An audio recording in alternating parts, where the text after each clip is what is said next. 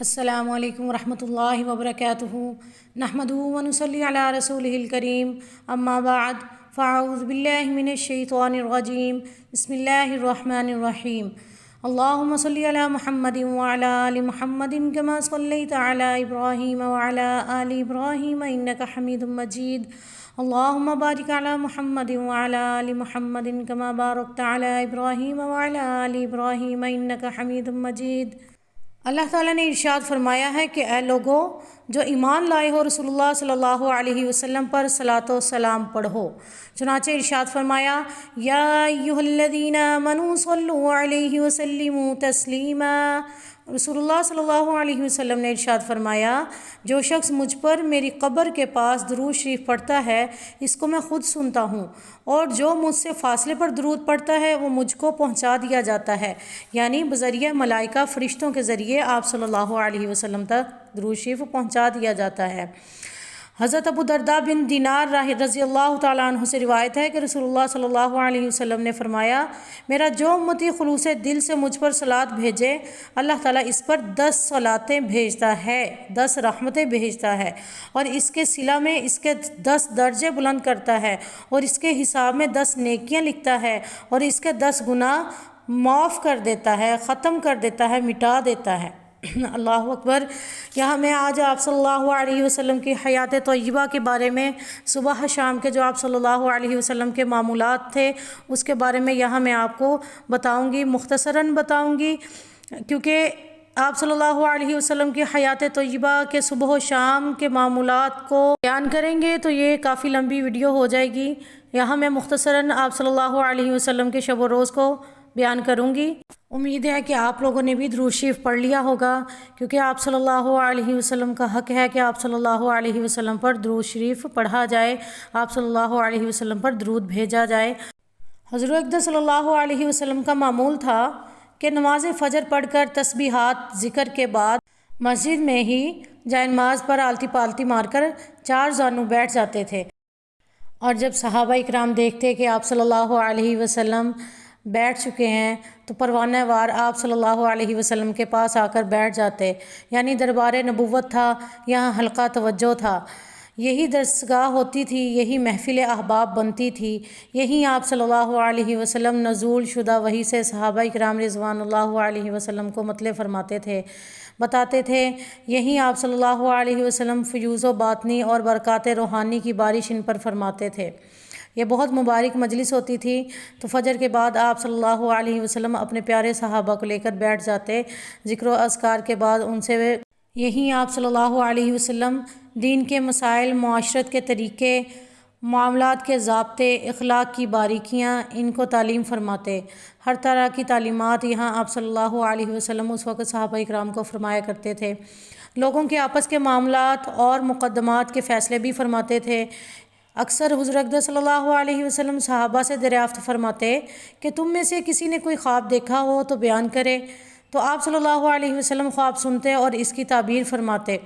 کبھی آپ صلی اللہ علیہ وسلم ہی فرماتے کہ آج میں نے یہ خواب دیکھا ہے، پھر خود ہی اس کی تعبیر بیان فرما دیتے۔ پھر بعد میں آپ صلی اللہ علیہ وسلم نے یہ معمول ترک فرما دیا تھا، اس لیے کہ یہ پھر سنت بن جانا تھا یا واجب بن جانا تھا یا فرض ہو جانا تھا، تو پھر اس لیے آپ صلی اللہ علیہ وسلم نے اس چیز کو ختم کر دیا، اس معمول کو ترک فرما دیا تھا۔ تو کبھی کبھی صحابہ اکرام اثناء گفتگو میں ادب کے ساتھ جاہلیت کے قصے بھی بیان کرتے تھے، آپس میں بیٹھتے تھے صحابہ اکرام تو زمانہ جاہلیت کے قصے، کہانیاں بیان کرتے جو انہوں نے زمانہ جاہلیت میں کیا ہوتا تھا، تو قصیدے بھی پڑھتے اور اشعار سناتے اور مزاح بھی کرتے، مزاح کی باتیں بھی کرتے ایک دوسرے کے ساتھ۔ آپ صلی اللہ علیہ وسلم سنتے رہتے، کبھی ان پر مسکرا بھی دیتے۔ اس کے بعد آپ صلی اللہ علیہ وسلم اشراق کے نوافل پڑھتے، اکثر اسی وقت مال غنیمت یا لوگوں کے وظیفے تقسیم فرماتے تھے۔ جب آفتاب نکل آتا، سورج نکل کر دن خوب چڑھ جاتا تو آپ صلی اللہ علیہ وسلم صلاۃ الضحیٰ یعنی چاش کی نفلیں بھی ادا کرتے تھے۔ چاش کی نفلوں میں 4 کبھی 8 رکعت پڑھ لیں، کبھی مجلس سے برخاست فرماتے، اور جن بی بی کے گھر، جن زوجہ محترمہ کے گھر آپ صلی اللہ علیہ وسلم کی باری ہوتی اس دن آپ صلی اللہ علیہ وسلم ان کے گھر تشریف لے جاتے تھے، وہاں گھر کے دندوں میں بھی لگے رہتے، اکثر گھر کے مختلف کام خود ہی انجام دیتے۔ دن میں صرف ایک بار کھانا تناول فرماتے اور دوپہر میں پھر آرام فرماتے۔ نماز ظہر باجماعت پڑھ کر مدینہ کے بازاروں میں گشت لگاتے، دکانداروں کا معائنہ کرتے، احتساب فرماتے، ان کا مال ملاحظہ فرماتے، دیکھتے کہ مال کیسا رکھا ہوا ہے انہوں نے، دکانداروں کا معاملات کو دیکھتے، ان کے مال کی اچھائی برائی جانچتے، دیکھتے کہ مال اچھا ہے یا برا ہے، ان کے ناپ تول کی نگرانی بھی فرماتے تھے کہ کہیں کم تو نہیں تولتے، کہیں کم زیادہ تو نہیں ہو رہا۔ معاملات بستی اور بازار میں کوئی حاجت مند ہوتا تو اس کی حاجت کو بھی پورا فرماتے تھے۔ یہ ظہر کے بعد آپ صلی اللہ علیہ وسلم کا معمول ہوتا تھا کہ بازاروں کا چکر لگا کے تمام معاملات کو دیکھا کرتے تھے۔ پھر عصر کا ٹائم ہو جاتا تو جب عصر کے بعد نماز عصر باجماعت پڑھ کر ازواج مطہرات میں سے ایک ایک کے گھر تشریف لے جاتے، حال پوچھتے اور ذرا ذرا دیر ہر ایک کے یہاں ٹھہرتے تھے۔ ہر زوجہ کے گھر جاتے، حال احوال پوچھتے اور تھوڑی دیر رکتے، اور یہ کام اتنی پابندی سے آپ صلی اللہ علیہ وسلم کیا کرتے تھے کہ ہر ایک کے یہاں مقررہ وقت پر پہنچ جاتے تھے،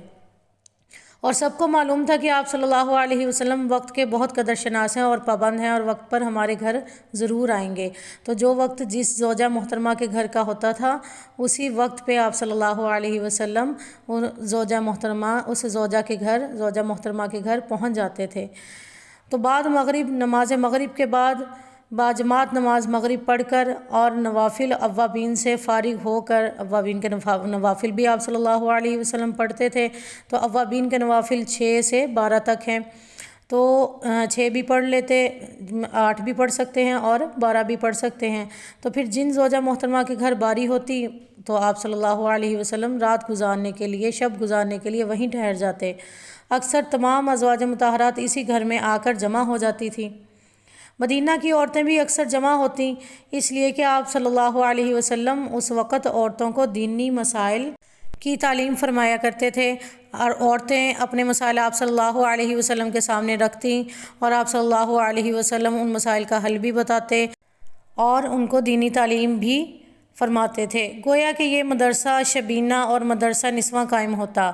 یعنی عورتوں کا یہ مدرسہ تھا جو آپ صلی اللہ علیہ وسلم مغرب کے بعد عورتیں جس زوجہ محترمہ کے ہاں آپ صلی اللہ علیہ وسلم ہوتے تھے تو عورتیں وہاں جمع ہو جایا کرتی تھیں، اور دین کے مسائل کا علم آپ صلی اللہ علیہ وسلم سے لیا کرتی تھیں اور اپنے مسائل بھی بتاتی تھیں، تو آپ صلی اللہ علیہ وسلم ان کے مسائل کو حل فرماتے تھے۔ تو جس میں انتہائی ادب اور پردہ کے ساتھ عورتیں علم دین، حسن معاشرت اور حسن اخلاق کی باتیں بھی سیکھتی تھیں، پردہ کا اہتمام ہوتا تھا۔ اس معلم عالم صلی اللہ علیہ وسلم سے سیکھتی بھی اور اپنے مسائل آپ صلی اللہ علیہ وسلم کے سامنے رکھتی تھی۔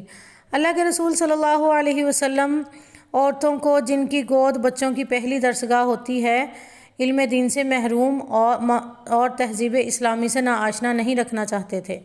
یعنی آپ صلی اللہ علیہ وسلم یہ چاہتے تھے کہ تمام عورتیں وہ دین کا علم سیکھیں، بنیادی علم بھی سیکھیں اور اپنے بچوں کو بھی ان علم کو سکھائیں،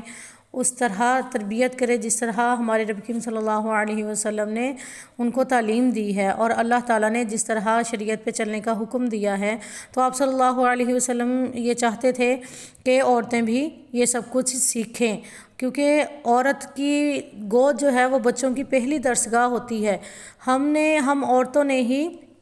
اپنے بچوں کو سکھانا ہے کہ دین پہ کیسے چلنا ہے، دین کے کیا کیا معاملات ہیں، اخلاقیات کیا ہیں، حسن معاشرت کیا ہے، تو یہ سب باتیں ہم نے خود اپنے بچوں کو بتانی ہیں۔ پہلی تربیت ان کی بچوں کی ہماری گود ہے،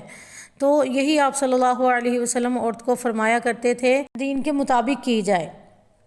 چنانچہ یہی عورتیں اپنے مقدمات بھی پیش کرتی تھیں تو آپ صلی اللہ علیہ وسلم ان کا فیصلہ فرماتے، وہ اپنی پریشانیاں بھی پیش کرتیں، شکایتیں، مجبوریاں بیان کرتیں تو آپ صلی اللہ علیہ وسلم ان کو بھی حل فرما دیتے تھے۔ اگر کوئی بیعت ہونا چاہتی تو آپ صلی اللہ علیہ وسلم یہی ان سے بیعت فرماتے تھے، ان امور پر کہ اللہ کا شریک نہ بنائیں۔ بیعت کس چیز کی ہوتی تھی؟ وہ ان امور کی ہوتی تھی کہ پہلی بات تو یہ کہ اللہ کا شریک نہ بنائیں گی، دوسرا چوری نہ کریں گی، تیسرا بدکاری نہ کریں گی، اور چوتھا اپنے بچوں کو قتل نہ کریں گی۔ اپنے بچوں کو قتل کرنا، یہاں یہ سن لیں کہ یہ قتل کرنا کون سا ہے، یعنی حمل کو ضائع کر دینا، کہ جس طرح ہو رہا ہے کہ اگر بچہ نہیں چاہیے ہوتا تو حمل کو ضائع کر دیتے ہیں، یا نمبر 2 زنا کا حمل ہوتا ہے اس کو ضائع کر دیتے ہیں، تو یہ سب قتل کے زمرے میں آتا ہے، بچوں کے قتل کے زمرے میں آتا ہے۔ تو یہ اس بات پر بھی آپ صلی اللہ علیہ وسلم عورتوں سے بیعت لیا کرتے تھے، اور کسی کو بہتان نہ لگائیں گی، اور نیک کاموں میں رسول اللہ صلی اللہ علیہ وسلم کے طریقے کے خلاف ورزی نہ کریں گی۔ ان تمام باتوں پہ آپ صلی اللہ علیہ وسلم عورتوں سے بیعت لیا کرتے تھے۔ تو آپ صلی اللہ علیہ وسلم ان کو بیعت فرماتے اور ان کے لیے استغفار بھی فرماتے تھے، یعنی عورتوں کے لیے آپ صلی اللہ علیہ وسلم استغفار بھی فرماتے تھے۔ یہ مدرسہ نماز عشاء تک قائم رہتا، پھر آپ صلی اللہ علیہ وسلم نماز عشاء کو مسجد جاتے، عورتیں اپنے اپنے گھروں کو واپس چلی جاتی تھی۔ آپ صلی اللہ علیہ وسلم عشاء کی نماز کے لیے مسجد میں تشریف لے جاتے تھے۔ عشاء کی نماز کے بعد باجماعت نماز پڑھ کر آپ صلی اللہ علیہ وسلم اس شب کی قیام گاہ پر جا کر سو رہتے، یعنی جس زوجہ محترمہ کے ہاں آپ صلی اللہ علیہ وسلم کی باری ہوتی تھی اس گھر میں جا کر آپ صلی اللہ علیہ وسلم سو رہتے۔ عشاء کے بعد بات چیت کرنا آپ صلی اللہ علیہ وسلم کو پسند نہ تھا، تو آپ صلی اللہ علیہ وسلم عشاء کے بعد بات چیت نہ فرماتے بلکہ سو جاتے تھے، کیونکہ آپ صلی اللہ علیہ وسلم اس بات کو پسند نہیں فرماتے تھے کہ عشاء کے بعد بات چیت کی جائے یا باتوں میں مشغول ہوا جائے۔ تو آپ صلی اللہ علیہ وسلم ہمیشہ داہنی کروٹ سوتے، اکثر داہنا ہاتھ رخسار مبارک کے نیچے رکھ لیتے، چہرہ انور قبلہ کی طرف کر کے مسواک اپنے سرہانے ضرور رکھ لیتے تھے۔ یہ آپ صلی اللہ علیہ وسلم کا معمول تھا۔ سوتے وقت پھر سورہ جمعہ، سورہ تغابن اور سورہ صف کی تلاوت بھی فرماتے تھے، یعنی دعا سونے کے وقت کی دعا بھی پڑھا کرتے تھے، اور سونے کے وقت سورہ جمعہ بھی پڑھتے تھے، سورہ تغابن بھی، اور سورہ صف اس کی بھی تلاوت فرمایا کرتے تھے۔ تو اگر کوئی ان صورتوں کی تلاوت کرے تو انشاءاللہ العظیم وہ سنت پر عمل کرنے والا ہوگا۔ پھر جب بیدار ہوتے مسواک سے دانت مانجتے، دانت صاف کرتے، وضو فرماتے، پھر تہجد کی نفلیں پڑھتے۔ کبھی نفل نماز کے سجدے میں دیر تک سجدہ کرتے رہتے اور دعا مانگتے، پھر آرام فرماتے۔ جب فجر کی اذان ہوتی تو پھر اٹھ جاتے، یعنی فجر کی اذان کے وقت اپنی دعا کو ختم فرماتے،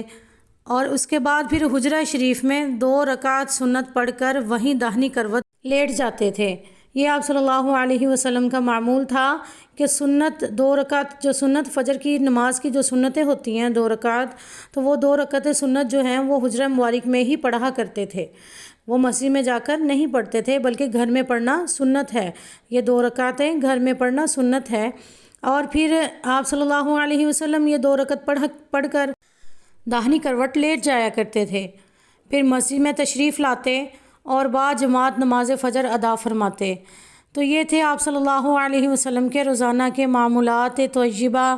تو اول تو 5 نمازیں خود ہی قدرتی طور پر وقت کی پابندی سکھاتی ہیں۔ اس سے ہمیں یہ معلوم ہوتا ہے، دیکھیں ایک تو 5 وقت کی نماز یہ وقت کی پابندی ہے، اور تھوڑی دیر کے بعد اگلی نماز کا وقت آ کر مسلمان کو تنبیہ کرتا ہے کہ اتنا وقت گزر گیا، اتنا باقی ہے، جو کچھ کام کرنا ہو کر لو۔ اس پابندی وقت کے علاوہ آپ صلی اللہ علیہ وسلم کی یہ بھی خصوصیت تھی کہ اپنے ہر کام کے لیے وقت مقرر فرما لیتے تھے، یعنی جو کام جس وقت میں کرنا ہے وہ وقت مقرر فرما لیتے تھے اور اس کو پوری پابندی سے نبھاتے تھے۔ اسی وجہ سے آپ صلی اللہ علیہ وسلم بہت کام کر لیتے تھے، یعنی وقت میں بہت ساری برکت پڑ جاتی تھی، اور آپ صلی اللہ علیہ وسلم اپنا ہر کام وقت پر فرما لیا کرتے تھے۔ آپ صلی اللہ علیہ وسلم نے کبھی وقت کی کمی اور تنگی کی شکایت نہیں کی تھی، جیسے آج کے دور میں ہم شکایت کرتے ہیں کہ ہمارے پاس وقت نہیں ہے، یا وقت بہت کم ہے، یا وقت کی تنگی ہے۔ تو آپ صلی اللہ علیہ وسلم نے کبھی بھی ایسی کوئی شکایت نہیں فرمائی تھی۔ کیوں؟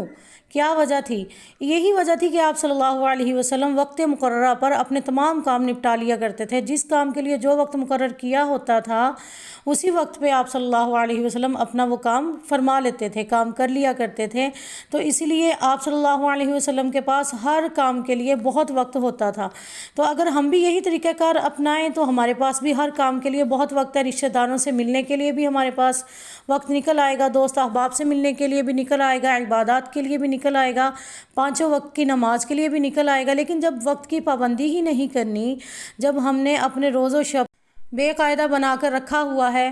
کہ نماز پہلے تو نمازوں کے لیے وقت نہیں نکلتا کہ جی فجر کی نماز اس لیے لیٹ ہوگی، رات لیٹ سے سوئے، جبکہ آپ صلی اللہ علیہ وسلم کے معمول میں آپ نے سنا کہ آپ صلی اللہ علیہ وسلم رات کو عشاء کی نماز کے بعد باتیں بھی نہیں فرمایا کرتے تھے، باتیں کرنا آپ صلی اللہ علیہ وسلم کو پسند نہیں تھا۔ تو کیونکہ صبح فجر کے لیے، تہجد کے لیے آپ صلی اللہ علیہ وسلم نے اٹھنا ہوتا تھا، نیند بھی پوری کرنی ہے۔ اس میں ایک یہ بھی پہلو نکلتا ہے کہ نیند پوری ہو جاتی ہے، جہاں 8 گھنٹے سائنس اور شریعت کہتی ہے کہ کم از کم 8 گھنٹے انسان کو رات کو سونا چاہیے،